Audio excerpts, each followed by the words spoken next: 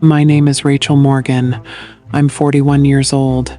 I was born in Portland, Oregon, but I've lived in Australia for the last 14 years. I came here for love. I stayed for a life I thought was real. Hello everyone, and welcome back to Kaynaat Revenge. If these stories of betrayal, strength, and quiet justice speak to you, I'd be really grateful if you hit that like button. It helps the channel more than you know. And if you want to hear more revenge stories just like this one, make sure you subscribe and turn on the notification bell so you never miss a new upload.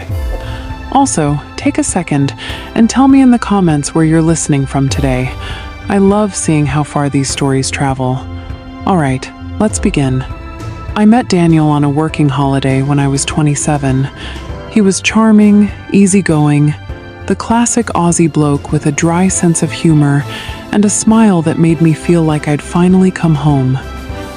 Within 2 years we were married. We bought a modest house in the northern suburbs of Brisbane. I gave up my career in graphic design back in the States.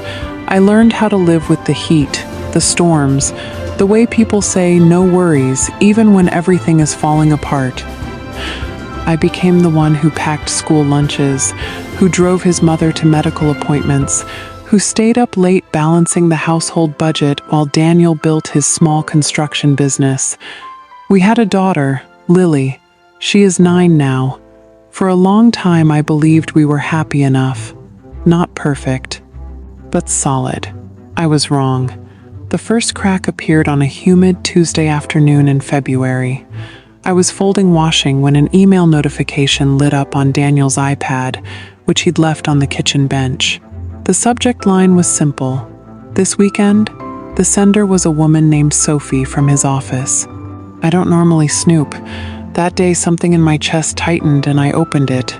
There were photos, messages that had been going on for 8 months, soft words, plans, a hotel booking on the Gold Coast for the following weekend. The same weekend Daniel had told me he was working away on a job. I sat on the cold kitchen tiles for a long time. The ceiling fan turned slowly above me. Outside, cicadas screamed, like nothing in the world had changed. I didn't confront him that night. I waited. I watched. I started saving every message, every receipt, every late-night work call that didn't add up. I opened a separate bank account in my name only and began quietly moving small amounts of my own savings into it. I had arrived in Australia with almost nothing. Over the years, I had put every cent I earned and a large part of a small inheritance from my father in America into our life here, the house deposit, the renovations, the emergency fund. 3 weeks later, Daniel sat me down at the dining table after Lily had gone to bed. He looked tired, almost gentle. "Rachel," he said, "I think we've grown apart. I want a separation." He already had a plan. He wanted to keep the house because Lily needs stability and because his business was tied to the equity. He suggested I could rent a unit nearby. He said it so calmly, as if he were offering me a cup of tea. I asked about Sophie. His face changed. Then he shrugged. It just happened. These things do. The following months were a slow unraveling. Daniel moved into the spare room, then into Sophie's apartment. His parents, who I had cared for through 2 hospital stays and countless appointments, suddenly became distant. His mother told me I was being dramatic. His father suggested I should be grateful for the years I'd had. I hired a solicitor in Brisbane who specialized in family law. Her name was Priya. She was calm, precise, and did not waste words. She explained how the Family Law Act worked in Australia, that contributions are not only financial, that the care of a child, the support of a partner's career, and the sacrifices made by someone who left their home country all matter when the court decides what is just and equitable. Daniel and his new partner began applying pressure.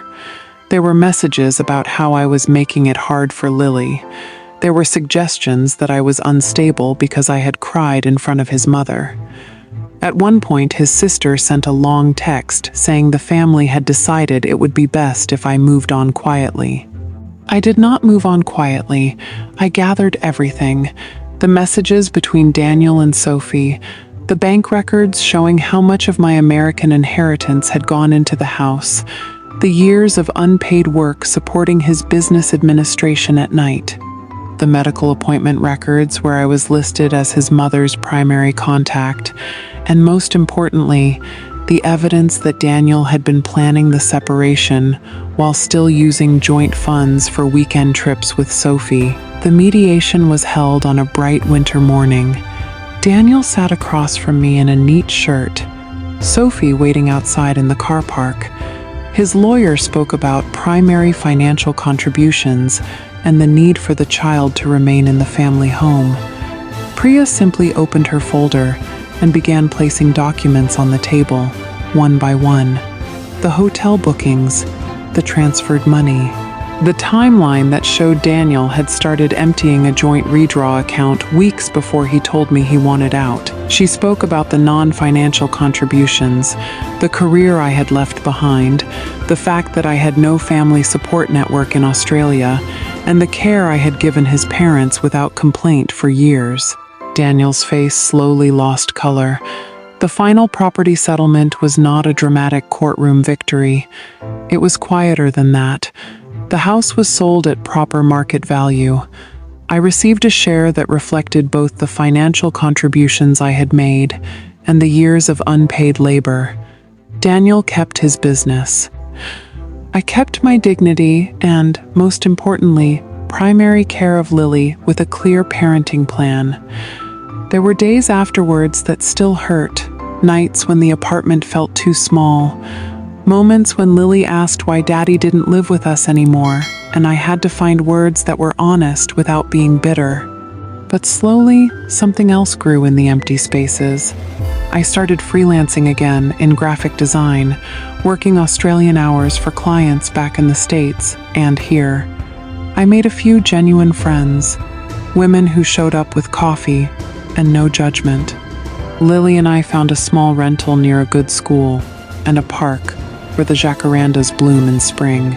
On weekends, we sometimes drive to the coast and walk along the sand without checking the time. Daniel married Sophie 8 months later. I heard through a mutual acquaintance that things were already complicated.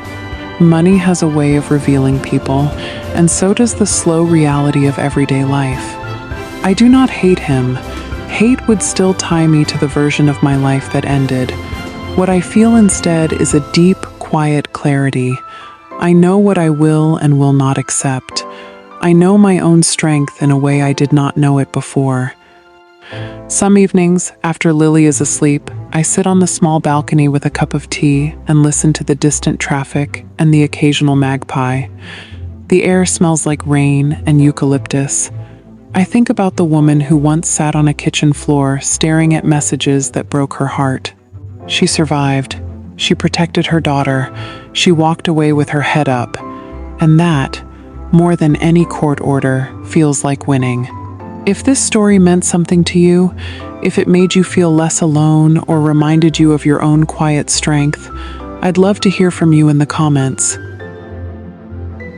You know, we've all been through some good times and some real tough ones in life. And today, with a little curiosity in our hearts, we just sat down and listened to one hell of a revenge story that happened to a friend of ours. So, how did you like the story? Definitely let us know in the comments. And listen, if you've ever had a moment where someone treated you like you were nothing, and life eventually proved them wrong, we'd genuinely love to hear your story. Send us your revenge story, your comeback, a voice note, or even a video at kaynatrevenge@gmail.com. We feature the most powerful ones right here on the channel. Your story deserves to be heard. Email us. We're listening.